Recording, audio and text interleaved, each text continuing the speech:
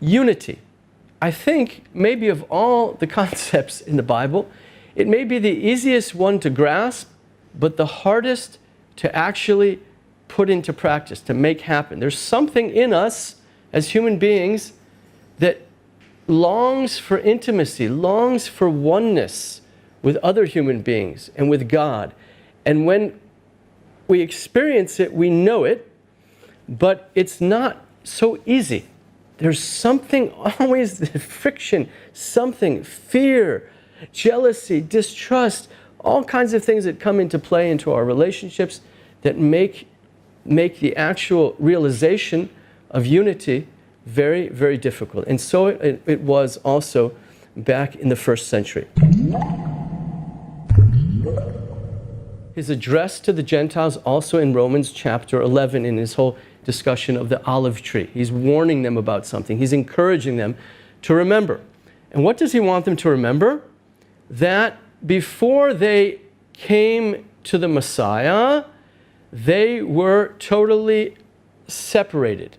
I mean, he really lays into this. He really uses several strong terms here. He says, you were at that time separated from Christ. You didn't even know what a Messiah was. You had no idea of the hope of Israel. You didn't know who Abraham was. You didn't know what the Jews knew and what they had because of that they received the Torah on Mount Sinai through Moses. You had none of that. You were totally distant, separated, right? Excluded from the commonwealth of Israel, the polity of Israel, strangers to the covenants of promise, having no hope, and without God in the world. Meaning that the only people on the face of the planet who had God were the Jews. If you can imagine a wall, not a straight wall, imagine it like a wall around a castle, around a city, you know, like a moat or something.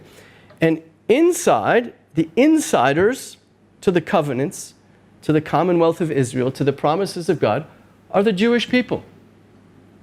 And inside, there is a holiness. It separated humanity.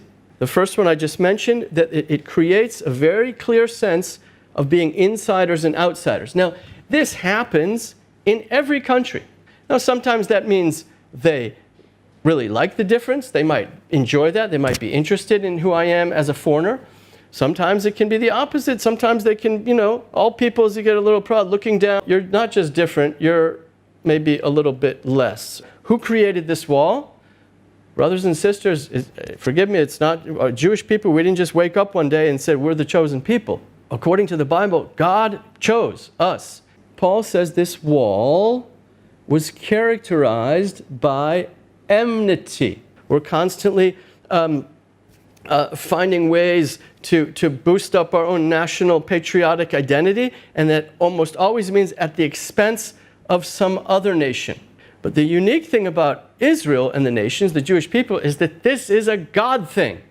There's something about this Jewish people that everyone in the world wants to sort of, you know, they either love us or they hate us, and sometimes at the same time. Boy, I think I saw that just in the recent little Gaza war. I mean, there are people in wars, and people are dying all over this world in all kinds of conflicts all the time by the hundreds and by the thousands, and the world's media barely mentions it. Here we get, you know, someone gets stabbed in Jerusalem. We have 10 people killed, 200. I'm not diminishing it. But the whole world is from China to New York, everyone is writing about this and talking about the Jews, holding Israel to incredibly high standards, this, that, judging us, loving us, defending us, accusing us. We don't know how to deal with this issue of Jewish chosenness.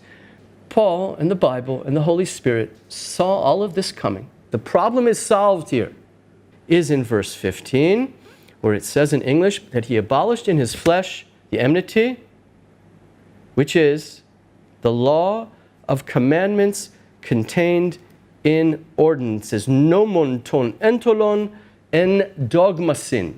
And this brings us to this issue of the Torah, the law, an issue that is all over Paul's writings, like that wall, okay, was made up of bricks, of blocks. It's the law of commandments in ordinances. In Yeshua's flesh on the cross, he abolished that wall, those bricks, okay? In fact, in Judaism, until this day, Orthodox Jews will pray, Baruch atah Adonai Eloheinu melech haolam asher kidshanu b'mitzvotav. Blessed are you, Lord our God, King of the universe, who has sanctified us, who has made us holy by these commandments and our performing of them. Okay? Jews inside, Gentiles outside. Paul says that created enmity, jealousy, hatred. We can't get along.